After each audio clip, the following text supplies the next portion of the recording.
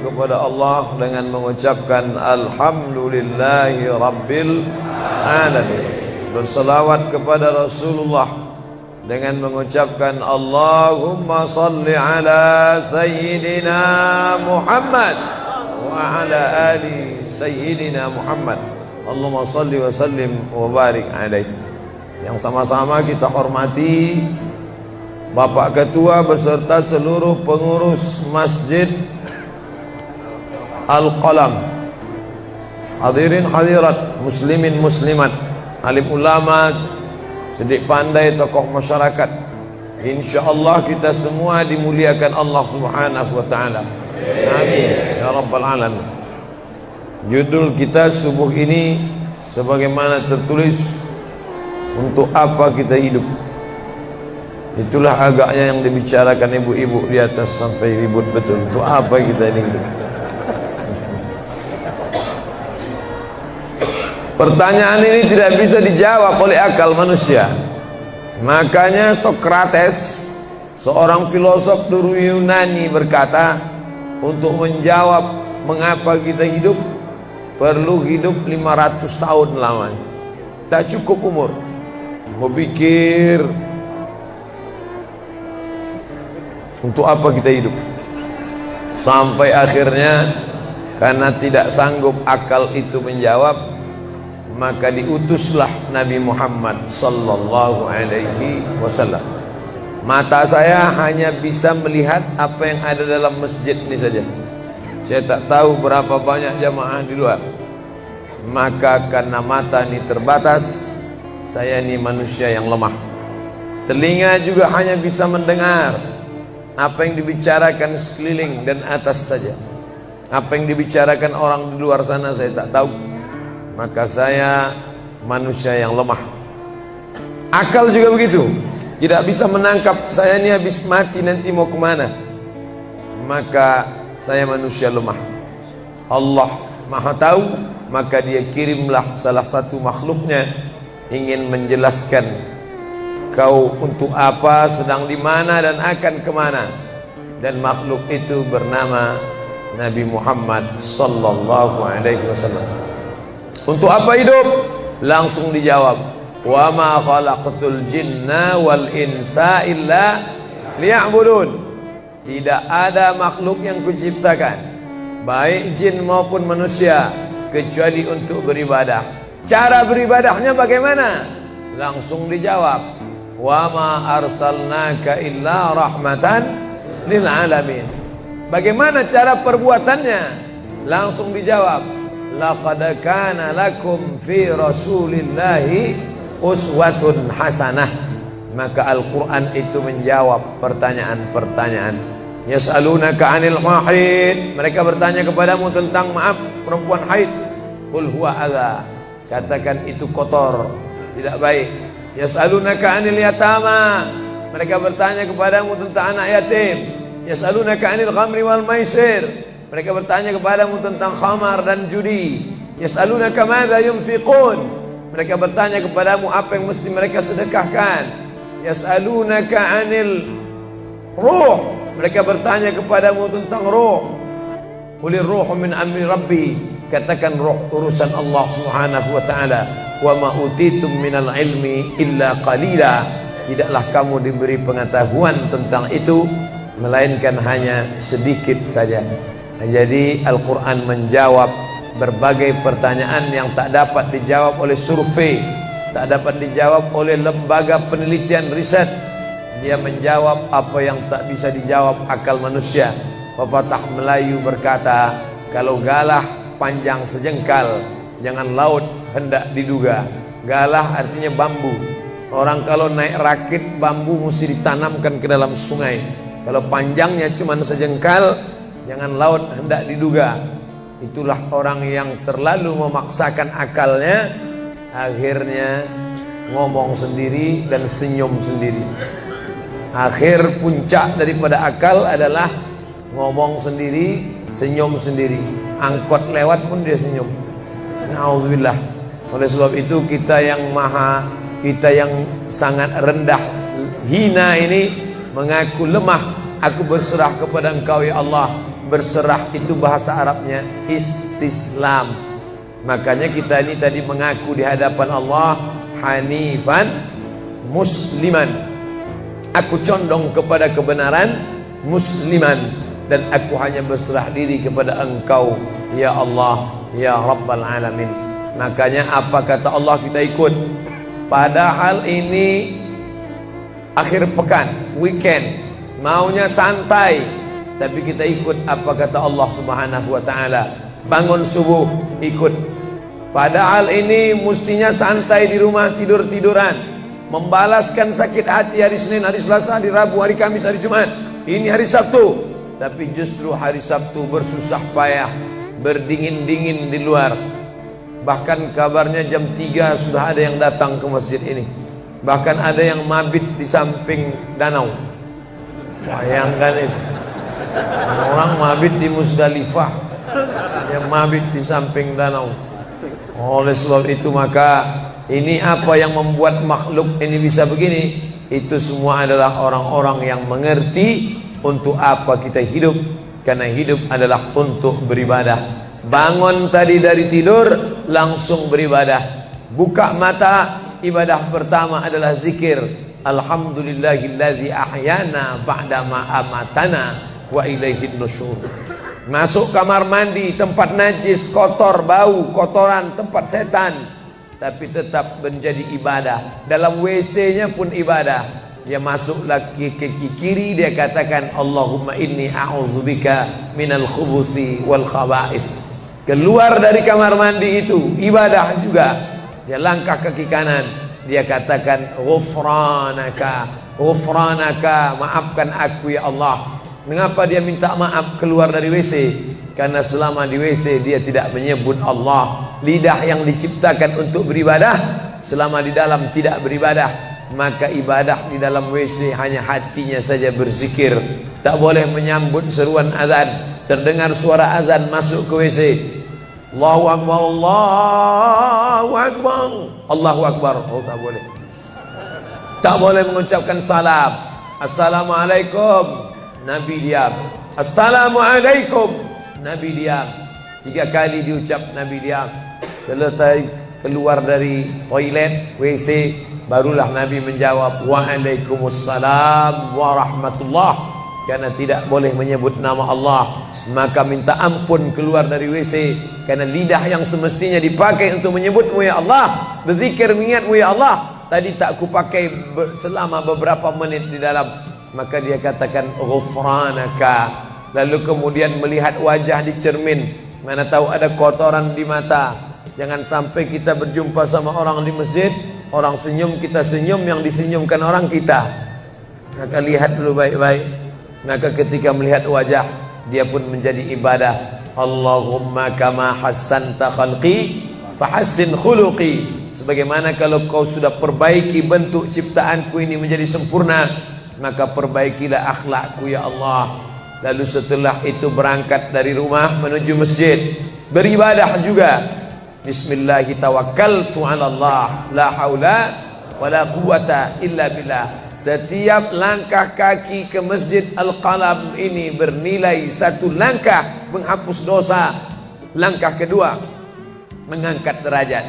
Langkah ketiga menghapus dosa. Langkah keempat mengangkat derajat. Tidak tanggung-tanggung, derajatnya diangkat Allah. Siapa yang duluan datang langsung dapat di depan.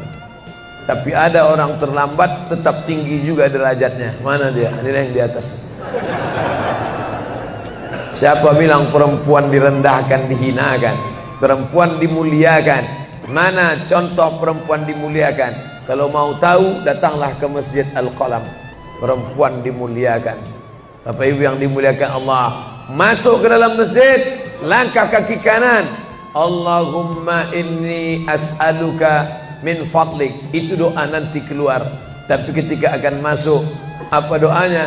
Allahumma ya Allah, iftahli, bukakan untukku abwaba rahmatik, pintu rahmatmu, bernilai ibadah. Duduk berzikir, jangan ngobrol, jangan cerita. Foto Pak Ustadz, sikit-sikit boleh.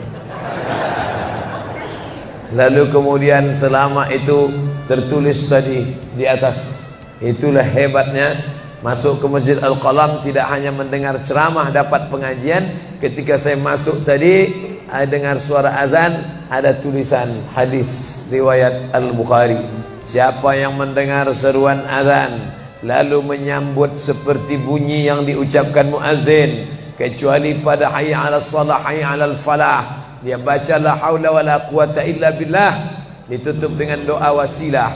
Allahumma rabb hadhihi ad-da'wati tammah was-salatil qa'imah, dimintakan untuk Nabi Muhammad, ati sayyidina Muhammadanil wasilah wal fadilah wasyarafa wad darajatal aliyatar rafi'ah.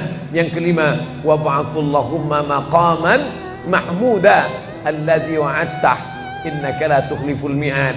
Maka kata Nabi, halat laku syafaati yaumal qiyamah, layaklah dia mendapat syafaatku hari kiamat. Makanya selama duduk di depan tadi, tak ada satupun yang ngobrol, semuanya menyambut seruan azan. Allahu Akbar, Allahu Akbar, Allahu Akbar, Allahu Akbar. Ada kawan sebelah ngajak ngobrol, gimana bro program mancing kita? Allahu Akbar, Allahu Akbar. Nah, cerita tak tentu arah. Ini kita sedang beribadah kepada Allah Subhanahu wa ta'ala. Lalu kemudian selesai azan, salat sunat yang balasan pahalanya khairum minad dunya wa ma fiha, lebih baik daripada dunia dan seisinya. Apa itu? Qabliyah subuh. Sampai-sampai andai terlambat qabliyah subuh, tetap boleh dilaksanakan setelah subuh. Habis salat subuh barulah dilaksanakan qabliyah subuh. Tapi kalau sudah sama-sama ngaji, tapi kalau nanti pulang kampung, justru sekarang orang di kota ngaji, di kampung tidak ngaji. Zaman dulu di kampung ngaji, di kota tidak ngaji. Sekarang dunia sudah mau kiamat. Di kampung orang ngaji, di kampung orang tidak ngaji. Kenapa? Parabola masuk desa. Oleh sebab itu, maka kalau di kampung itu tidak ada pengajian, mereka tidak tahu bahwa qabliyah subuh diganti setelah subuh. Nanti pas mau bulan puasa pulang kampung, jangan qabliyah subuh setelah subuh. Karena nanti begitu mereka lihat, loh apa tuh? Sejak tinggal di Bekasi ikut aliran sesat. Dan dia tidak tahu bahwa sholat qabliyah subuh itu jangan sampai tinggal. Andai tertinggal, tetap dilaksanakan setelah sholat subuh. Ayatnya diatur. Ayat pertama, qul ya ayyuhal kafirun. Ayat yang kedua, qul huwallahu ahad, Allahu samad, lam yalid wa lam yulad wa lam yakul lahu kufuwan ahad. Andai masuk ke dalam masjid, kebetulan jamnya langsung nampak kelihatan, iqamat tinggal 2 menit lagi, iqamat 2 menit, tak mungkin sholat 4 rakaat. Pilihannya tahiyatul masjid atau qabliyah, qabliyah atau tahiyatul masjid. Kalau melaksanakan tahiyatul masjid tidak dapat qabliyah. Tapi kalau melaksanakan qabliyah, automatically dapat tahiyatul masjid. Oleh sebab itu, andai terlambat, waktu tinggal 2 menit, maka laksanakanlah qabliyah subuh. Tapi jangan gara-gara ini terlambat terus. Yang paling afdal cepat datang. Apa kata jamaah? Yang lambat kan ustaz, kami cepat datang. Bapak Ibu yang dimuliakan Allah Subhanahu wa ta'ala, selesai itu salat subuh. Kalau qabliyahnya lebih baik daripada dunia dan seisinya, apalagi salat subuhnya. Begitulah. Kalau qabliyahnya saja yang pendek ayatnya lebih baik daripada dunia dan seisinya, apalagi solat subuhnya. Lalu pahala solat subuh itu apa? Tak ada yang tahu. Makanya kata Nabi, lau ya'lamuna ma fil atamati was subhi, andai mereka tahu pahala solat subuh berjamaah, la atauhuma habwan, mereka akan datang ke Masjid Al-Qalam walaupun merangkak. Habwan, lumpuh, sakit kakinya, dia akan datang. Kursi roda tak ada, yang mendorong tak ada, datang dia ke masjid ini walaupun merangkak. Kenapa mereka tidak datang? Karena mereka tidak tahu. Kenapa mereka tidak tahu? Karena mereka memang tidak cari tahu dan tak mau tahu. Dan sampai masanya mereka nanti akan menyesal saat melihat orang-orang mendapatkan balasan muttaqiina fiha 'alal araik, Mereka duduk di atas kursi-kursi istana surga, tersenyum melihat orang-orang yang dulu tak peduli pada sholat subuh. Mudah-mudahan kita semua istiqomah insyaallah. Jadi Ustadz, kalau hidup ini cuma untuk ibadah, sholat, masjid, baca Quran, zikir, gimana kami mau mencari nafkah? Gimana kami mau buka ruko? Gimana kami mau bisnis? Gimana kami mau tanam kelapa sawit? Gimana kami mau proyek batubara? Gimana kami mau ternak ikan? Ini mesti dipahami bahwa ibadah itu dibagi dua. Satu namanya ibadah mahdah, pure, original, murni, tidak bercampur dengan apa-apa. Yang satu lagi tidak ibadah tapi bernilai. Nah, ini mesti dipahami. Bapak yang masuk kantor dari jam 8 pagi sampai jam 4 sore itu ibadah. Karena kalau itu tidak ibadah, habislah waktu kita. Makanya yang bekerja niatkan ibadah. Sehingga kalau istrinya nanya, "Mas kok lama pulang?" Ibadah nih, Pak. Tapi jangan gara-gara ini di kantor itu ibadah, lalu ketika azan di masjid kantor berkumandang, hayya 'alas shalah, dia terus ngetik, "Mas, ayo ke masjid." Enggak, ini pun juga ibadah. Kau ibadah aja ke sana, aku ibadah di sini. Itu juga enggak benar. Karena ibadah itu dibagi dua. Satu yang murni, pure, tidak bercampur dengan apapun, namanya ibadah mahdhah. Salat, baca Quran, zikir, iktikaf. Tapi ada satu lagi tidak ibadah, tapi kalau diniatkan dia bernilai ibadah. Termasuk ibu-ibu yang hamil 9 bulan 10 hari, itu ibadah. Kalaulah 9 bulan 10 hari itu tidak ibadah, betapa tidak adilnya Allah. Masa kita yang duduk-duduk di masjid dapat pahala ibadah, dia yang muntahnya, yang ngidapnya tak dapat ibadah. Tadi malam begitu sampai di airport langsung SMS masuk, "Ustadz, keluar dari pintu berapa? Ini ada perempuan ngidam mau ketemu." Saya keluar dari pintu 4, kami sudah standby di pintu 4. Lantai berapa? Lantai paling atas. Oke. Sampai di sana lihat perempuan tidak pakai jilbab, pakai celana jeans. Saya udah mau marah. Ini kenapa? "Mohon maaf Pak Ustaz, non muslim." Astagfirullah. Rupanya non muslim hamil ngidam mau jumpa Ustaz Somad. Mudah-mudahan anaknya jadi anak soleh. Biasa. Allahu Akbar. Bernilai ibadah. Lalu yang dapat pahala dari itu siapa? Dari mana ibu-ibu hamil muda itu tahu saya? Kenal saya di mana? Padahal dia dari Jawa, saya dari Sumatera. Ternyata ada orang beribadah yang tidak kita sangka ibadah. Tidak ada rukun, tidak ada syarat, tidak ada wajib, tidak ada sunat, tidak ada makruh, tidak ada mubah. Apa ibadahnya? Ya ini, merekam ceramah ini. Merekam ceramah ini ibadah. Memoto itu ibadah. Bayangkan resiko tukang foto. Saya sampai sekarang tukang foto itu resikonya nanti setelah tua matanya gini.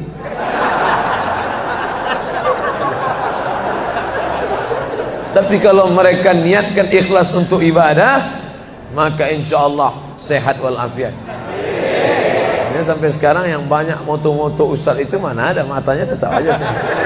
Kenapa? Karena diniatkannya untuk ibadah. Hidup ini kalau berniat ibadah tidak ada capeknya, tidak ada lelahnya. Kenapa? Karena mengharapkan balasan dari Allah. Ilahi anta maksudi wa ridhaka matlubi. Yang kumaksud hanya Engkau ya Allah, dan ridhamu lah yang kucari. Suatu ketika saya sampai di sebuah kabupaten kota, saya tanya ke Pak Bupati, "Pak, ya, kenapa Bapak buat pengajian untuk PNS hari Kamis pagi? Pagi Kamis buat pengajian tabligh akbar. Apa manfaatnya menurut Bapak sebagai pimpinan daerah?" Ternyata Ustadz Somad, kami sudah coba formula macam-macam untuk PNS ini. Pertama kami undang motivator dari Jakarta. Akhirnya di gedung hotel dengan biaya mahal. Lalu kemudian dengan infokus, suara menggelegar. Semangat, semangat, semangat. Keluar dari situ lesu. Motivatornya pulang, pegawai letoy. Akhirnya kami buat undang tentara dengan bapak polisi, baris berbaris, siap, siap. Pak polisi pulang, gak siap lagi. Ternyata yang disentuh paling mantap bukan fisiknya, bukan matanya, bukan pakai infocus, bukan pakai suara menggelegar, tapi yang disentuh adalah hati. Dan satu yang bisa menyentuh hati itu adalah agama. Itulah makanya ibu bapak coba nanti kalau mau buat praktek, buat satu kotak, buat satu lagi kotak, ada 2 kotak. Kotak ini buat voucher namanya sumbangan. Kotak ini buat juga voucher tulisannya sodakoh. Lihat mana yang paling banyak diambil umat Islam, sumbangan apa sodakoh? Sodakoh, padahal nilainya sama. Sumbangan 100.000, sodakoh 100.000. Bapak ibu silakan ambil untuk anak yatim fakir miskin kita. Pasti voucher yang paling banyak diambil adalah sodakoh. Kenapa? Karena mereka menganggap sumbangan tak ada pahalanya, karena bukan bahasa Arab. Apa dia? Sumbangan. Enggak ada dalam Quran. Ya ayyuhalladzina amanu, sumbangan.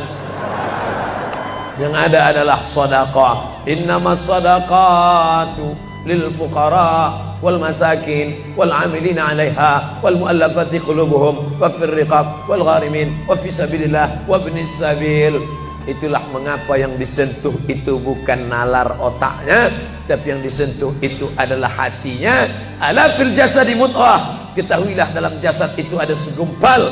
Idza salahat salahal jasadu kulluh. Kalau yang segumpal itu baik, maka yang lain ikut menjadi baik. Wa idza fasadat fasadal jasadu kulluh. Kalau yang segumpal itu rusak, jahat, kotor, hitam, gelap, maka yang lain ikut menjadi rusak. Ala wahyal qalb, hati. Jagalah hati. Itu yang selalu dipesankan Ustadz kita Agim, jagalah hati. Dan kau terserah. Bapak Ibu yang dimuliakan Allah, salah satu yang merusak manusia sekuler, membagi 2. Di masjid ibadah, di kantor tidak ibadah. Fatal. Di masjid dianggap ibadah. Jangan heran kalau ada orang di masjid khusyuk, takut nengok ke atas, melihat hanya tempat sujud saja. Allahu Akbar, tidak mau lihat ke atas. Kenapa? Dia khusyuk. Tapi di kantor dia lebih setan daripada setan. Kenapa? Berasal dari pemahaman yang salah. Karena dia sudah bagi 2. Di masjid ibadah, di kantor tidak ibadah. Bahkan yang lebih fatal, yang kotor-kotor di kantor bisa dibersihkan di masjid. Kotor. Akhirnya untuk membersihkannya pergi dia ke masjid. Laundry yang paling besar Masjidil Haram. Sampai di sana nangis di pintu Ka'bah. Ya Allah, dah selesai bersih. Enak aja. Bukan begitu ajaran Islam. Labbaik Allahumma labbaik, labbaik Allahumma labbaik. Apa kata malaikat? La labbaik wala sa'daik. Kau tidak dapat panggilan, kau tak dapat kebahagiaan, kau tak dapat haji mabrur, kau tak dapat surga. Zaduka haram, karena kau berangkat dengan uang haram.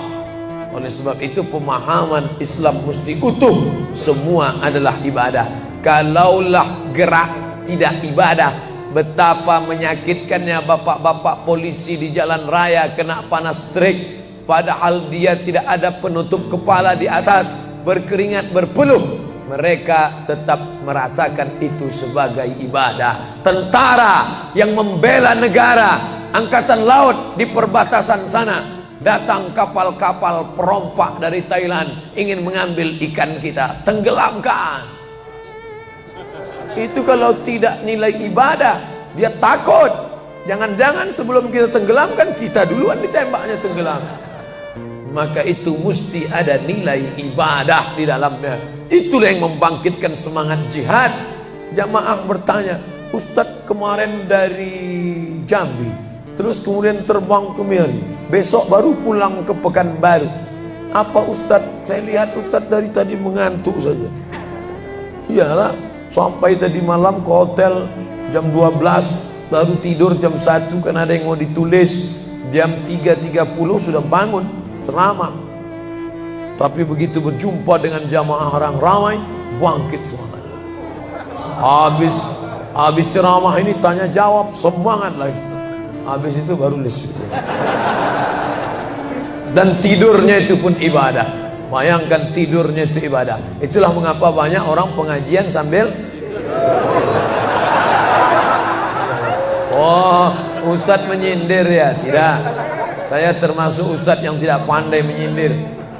Saya termasuk ustadz kalau dipesan request untuk menyindir, saya tidak pandai. Kenapa? Karena saya pernah menyindir orang. Ustadz, tolong ustadz sindirkan. Ini ada jamaah yang sudah sedekah tapi mengambil uangnya kembali. Siapa yang bersedekah mengambil uangnya kembali? Kal kalbil ladzi ya'udu ila qaihi, sama seperti anjing yang menjilat muntahnya kembali. Selesai pengajian, mohon maaf Pak Ustaz, yang disindir nggak datang. Oleh sebab itu tak ada gunanya sindir menyindir. Kalau mau to the point, mana orangnya face to face, langsung saja tembak 12 pas, gol. Bapak Ibu yang dimuliakan Allah, maka mesti dipahami dengan benar. Di Masjidil Haram ibadah, di rumah pun kau ibadah. Istri yang dari mulai pagi memasakkan suami, dibantu oleh pembantu membuatkan minuman, membesarkan anak, menyusukan anak 2 tahun lamanya, melahirkan, meregang nyawa ibu melahirkan anak, ibadah. Makanya kalau dia meninggal dunia saat melahirkan, matinya mati syahid. Saking senangnya suaminya mendapatkan seorang istri yang syahid, tak menangis dia. Begitu tegarnya bapak, tidak meneteskan air mata. Tidak Pak Ustaz, aku melepas seorang syahid, 3 syahid lagi siap menanti. Peace, damai. Biasanya ibu-ibu kalau bawa cerita ini, kalau gini pulang aja lah kita ya. Nah, bercanda. Serius sekali. Nah, tapi yang saya katakan tadi itu semuanya ibadah badan. Melangkah dari rumah, ibadah badan. Membukakan mata, ibadah badan. Mendengar ceramah, ibadah badan. Membaca Quran, ibadah badan. Berzikir, likulli sulama minkum sadaqah. Setiap tulang-tulang sendi ada sedekahnya. Subhanallah, subhanallah, subhanallah, subhanallah, subhanallah, subhanallah. Itu ibadah badan. Tapi ada bukan ibadah badan. Apa dia? Itulah yang 7 macam. Zakat, wakaf, infak, sedekah, wasiat, hibah, ghanimah. Nah, itu ibadah harta. Mana yang lebih banyak? Ibadah harta apa ibadah badan? Ibadah badan. Kalau ibadah harta tak banyak. Zakat, wakaf, infak, sedekah, wasiat, hibah, ghanimah, rampasan perang. Tapi kalau ibadah badan, setiap gerak adalah ibadah. Makanya kita mesti bergerak. Di kulli harakah barakah. Setiap ada gerak pasti ada berkah. Makanya tak boleh tidak bergerak. Air sumur kalau tidak ditimba, air itu akan busuk, butek, warnanya pun tidak ada seperti minyak di atas. Mata air mesti terus berganti. Darah harus tetap mengalir, jantung harus tetap berdetak. Makanya jangan pernah kosong dari aktivitas. Fa iza farata fansab. Selesai dari satu ibadah, pindah ibadah lain. Selesai ibadah tegak, pindah ibadah ruku. Habis ibadah ruku, pindah ibadah tegak. Habis ibadah tegak, pindah ibadah sujud. Habis ibadah sujud, pindah antara 2 sujud. Selesai sudah salat, lalu kemudian puasa. Selesai puasa, lalu kemudian berzakat. Selesai zakat, lalu kemudian mengitari Ka'bah. Subhanallah walhamdulillah wa la ilaha illallah wallahu akbar. Selesai itu melontar jumrah. Selesai itu menggunting rambut. Selesai itu berzikir. Tidak pernah kosong. Sampai kapan? Sampai malaikat maut mencabut nyawa dan ucapan terakhir yang keluar dari mulut adalah la ilaha illallah. Itulah jawaban tentang pertanyaan untuk apa kita hidup di dunia. Nanti kalau ada anak, ibu, bapak, tetangga, kawan, sahabat, handai tolan bertanya, untuk apa kita ini hidup? Tak usah jawab, putarkan aja videonya. Itulah enaknya zaman sekarang. Kalau dulu mesti diingat. Saya dulu pulang sholat Jumat, mak saya manggil, sini ya mak, ceritakan apa isi khutbah khotib tadi di masjid.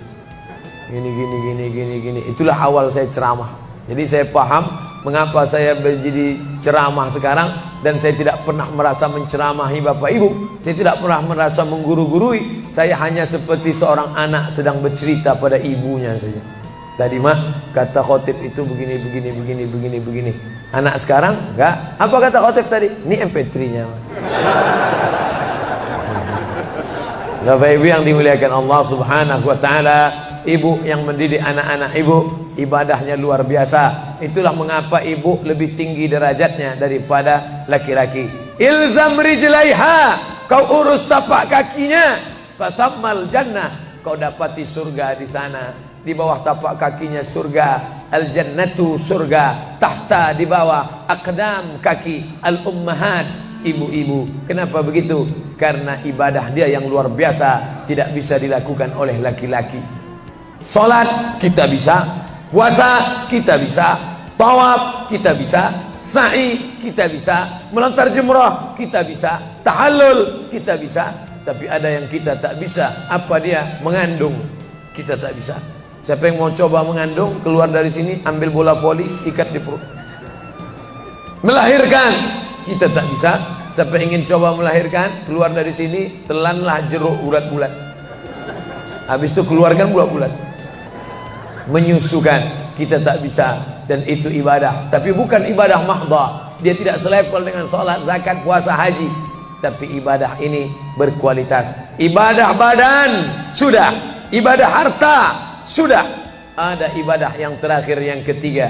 Kalau ibadah badan berkeringat, lelah, capek. Ibadah harta, duit habis.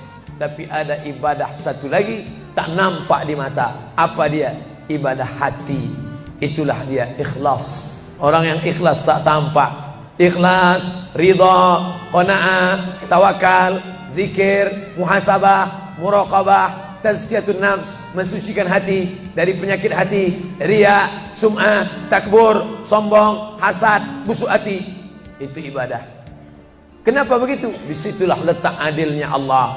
Man bana masjidan, siapa yang bangun masjid, banallah mislahu baitan fil jannah, dibangunkan Allah untuknya satu istana di dalam surga. Bapak ibu yang ikut membangun masjid ini, mudah-mudahan diberikan Allah Ta'ala balasan melimpah ruah.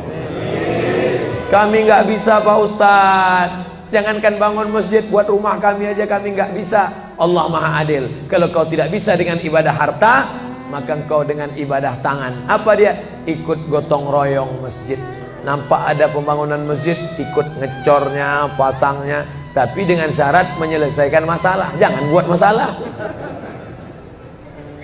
Man shalla isnatai asyrata rakaah, siapa yang salat 12 rakaat fil yaumi wal laila, sehari semalam, bunyalahu bihinna baitun fil jannah, dibangunkan untuknya satu istana di dalam surga. Sama macam orang yang bangun masjid, salat 12 rakaat. Kamu bisa bangun masjid? Bisa. Bagus. Kamu? Saya nggak bisa. Amal saya apa? Tenang, ada amal. Allah Maha Adil. Salat 12 rakaat. 2 rakaat sebelum subuh, 4 rakaat sebelum zuhur, 2 rakaat setelah zuhur, 2 rakaat setelah maghrib, 2 rakaat setelah isya. 12 rakaat. Saya nggak bisa Pak Ustaz, sedang terbaring di rumah sakit, kaki sakit, kepala sakit, hati sakit, jantung sakit. Stop, jangan lanjutkan. Aku tak sampai hati mendengar penderitaan.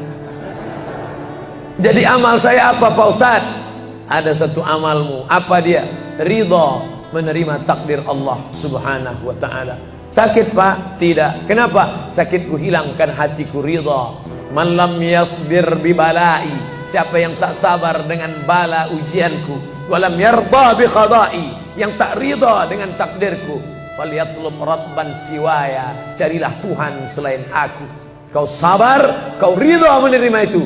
Apa balasannya? Lebih hebat daripada balasan orang yang bangun masjid, lebih besar daripada balasan 12 rakaat salat. Innama yuwaffas sabiruna ajrahum bighairi hisab. Orang yang sabar itu balasannya bighairi hisab, tak dapat dihitung, tak dapat dikira, unlimited. Begitulah Allah Maha Adil. Untuk apa kita hidup? Hidup untuk beribadah. Ibadah apa yang kita lakukan? Ibadah badan, ibadah harta, ibadah hati.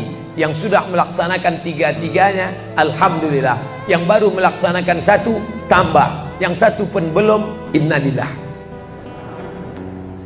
Masjid ini besar. Kadang kita bangga masjid besar, rupanya APBN, anggaran pendapatan belanja negara. Bangga kita masjid megah, rupanya APBD, anggaran pendapatan belanja daerah. patutlah masjidnya di tengah hutan, karena di situ tanah yang murah. Akhirnya pemukiman masyarakat jauh, masjid di tengah jalan, masjid di tengah perjalanan luar kota, jauh dari pemukiman masyarakat. Masuk kita ke dalam, tai kambing yang ada di dalam. Tapi masjid ini megah, mewah, 2 lantai, lengkap dengan kubah yang besar. Ini swadaya masyarakat. Saya tahu ini dari mana? Jamaahnya cerita. Kalau tidak, mana saya tahu. Ini masjid ini asli swadaya Pak Ustaz. Lama membangunnya Pak? Enggak lama, sebentar saja.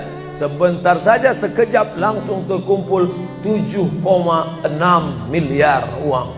7,6 M. Itu kalau dibelikan cendol berenang gitu. Bayangkan itu. Bisa terkumpul masyarakat. Padahal ibadah yang paling berat, ibadah harta inilah. Banyak orang kalau diajak iktikaf, banyak. Ayo kita iktikaf, ramai. Ayo kita zikir ke Az-Zikra, ramai.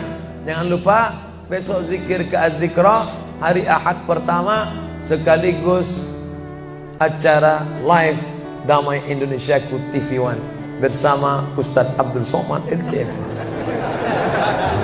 Tapi ada ibadah yang berat.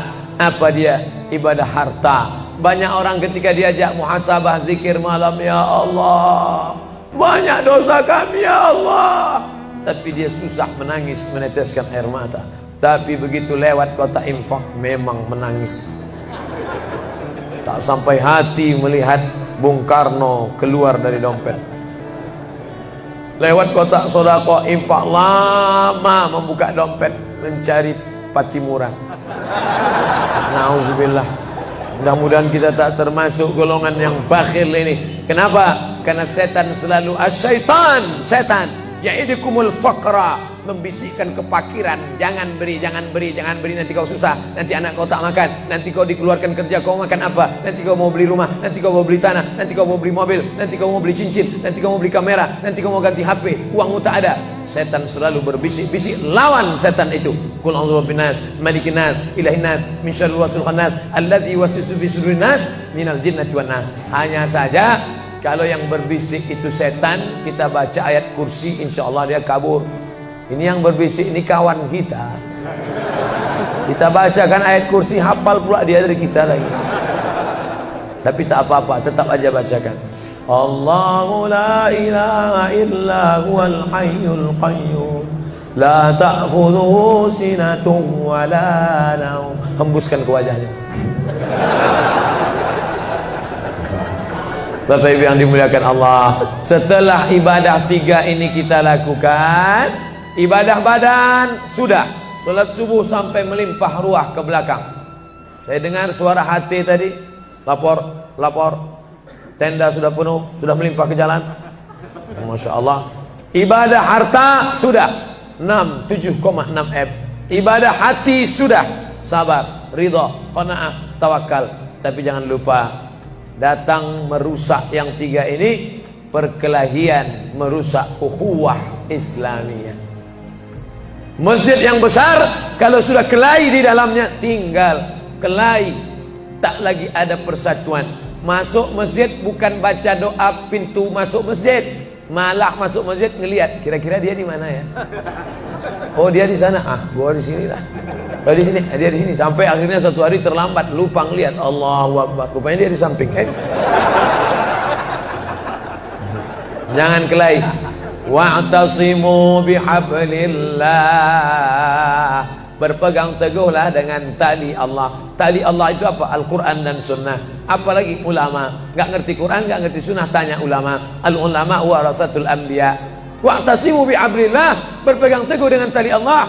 Wala tafarraqu, jangan berpecah belah. Coba lihat bunyi ayatnya. Andai ayat itu sampai bihablillah titik sudah cukup. Berpegang teguhlah dengan cara tali Allah, cukup. Mengapa ujungnya tetap ditutup wala tafarraqu, jangan berpecah belah? Karena banyak orang yang sudah baca Quran, sudah sholat, sudah puasa sunat, tapi hatinya pecah bercabang. Galah patah boleh disambung, kaca retak boleh direkat, hati rusak kemana obat akan dicari. Oleh sebab itu kalau ada fitnah-fitnah, tabayun, klarifikasi. Jangan suudzon. Ijtanibu katsiran minaz-zan. Kepengurusan masyarakat, jamaah, sayang kebersamaan rusak. Gara-gara apa? Gara-gara nila setitik rusak susu sebelanga. Gara-gara api di dalam sekam, ada kulit padi bertimbun, di dalamnya itu ada setitik api, tiba-tiba api menyala, akhirnya semua menjadi abu, dan abu dihembus angin, tak berkesan sama sekali. Hilang 3 ibadah. Ibadah badan hilang, ibadah harta hilang, ibadah hati hilang. Gara-gara apa? Berkelahi. Ingat, setan tak pernah berhenti. Inna syaitan, setan ya isa'an ya'budahul musallun. Setan kalau sudah melihat orang sholat, dia tidak lagi goda mereka untuk menyembah, sembahlah aku, sembahlah aku, sembahlah aku, sembahlah aku. Tidak. Tapi apa yang dia lakukan? Walakin fit tahrish, menanamkan permusuhan ke dalam hati orang yang sholat. Kejaga ini. Jangan kita bertengkar gara-gara masalah khilafiyah. Saya kalau jadi imam di masjid dekat rumah saya jadi imam, saya baca kunut. Dan imam-imam dekat rumah saya itu saya pesan harus baca kunut, karena saya berpegang mazhab Syafi'i. Tapi ketika sholat di Masjid Al-Qalam, saya tidak tahu jamaah di sini pakai kunut apa tidak. Saya tidak ingin merusak kebiasaan mereka. Mana tahu mereka ikut mazhab Hambali, mana tahu mereka Muhammadiyah, saya tidak tahu. Maka ketika diminta jadi imam, Ustaz jadi imam, batuk. Saya tak mau merusak, biarlah imam tetap saja. Rupanya imam di Masjid Al-Qalam tidak baca kunut, ya saya tetap ikut sholat. Apakah perlu saya ulang sholat saya? Tidak. Sholat saya sah, karena apapun ormasmu, apapun mazhabmu, mau NU, mau Muhammadiyah, mau Perti, mau Persis, mau Al-Irsyad, mau Jamaah Tabligh, mau FPI, mau mazhab Hanafi, mazhab Maliki, mazhab Syafi'i, mazhab Hambali, semuanya sepakat sholat subuh itu wajib.